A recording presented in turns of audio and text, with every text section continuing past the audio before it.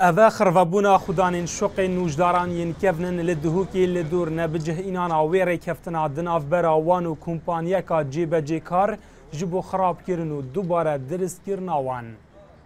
اساس داویش و شقاب ما خراب کرد و آواگت مده 2 سال دا. و هر حیوانه $350 حق کریب داتمه. ما عقد گلگیری دای 17/3/2013 مدت 2 سال دا با ما خلاص کرد. هوا 17/3/2016 هشتا مشروع 20 سال خلاص نکریه.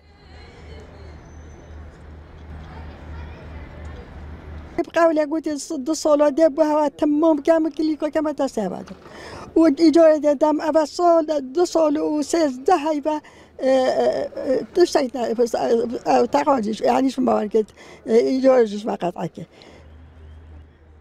خرفابوی آماجی بهنده دکن کو دادگه و سازین پیوندی دار رول د پرساوان دا نبویه و وی کیجی جبو د سالات داریا خودانی کمپانی ودگرینن. بس وقت ما زانی محامی قلت خو نهاتی محکمه‌شی خو جوابشی نورکیه یعنی حتی نو که امن زانی که محکمه چکریه برای اوی پشتا های کرتو گرماش اوی پشتا های لازمه ماز نجیروان بارزانی انقباض طالبانی وشوله باوید الا او اگه کسی دی شیان نینن و پشتت های و یه پشت راسته و تلفنت خو نارا کرد و ما بچه حساب ناکد و یه بمنتج لگوری یاسا جماره 41 جی یاسا ریوبرنا باجیروانیان پیتوی جبو درست کرنا هر آواهیه که دستوریا آودان کرنی جبال سروکت یا باجیروانیان بهت ادان.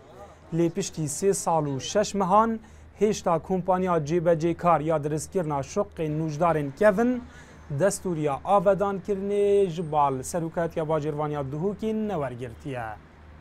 غرامات التأخيري الشركي والجريد بو في خلكي قربوا بكاتن او بريارة دادجه دي بدرشيتن يعني حقوق دواد دادجه بارزيت ان شاء الله ودعوه ما اكتشفوا ما قلت بريفت چونجي دو كتاب شواهد بو ماجهاتين بسيارش مكري كا في كومباني دستيريا آواكرني والجرتيه یا نه ما جواب داد کو دستيريا آواكرني ورنگرتيه.